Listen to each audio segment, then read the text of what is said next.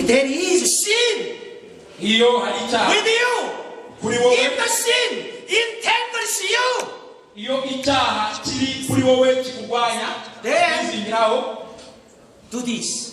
noneho ugikora ibi ngibi uzakuremo ujugunye. Amen.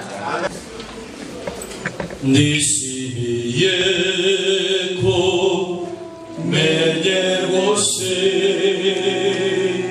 Yesu waru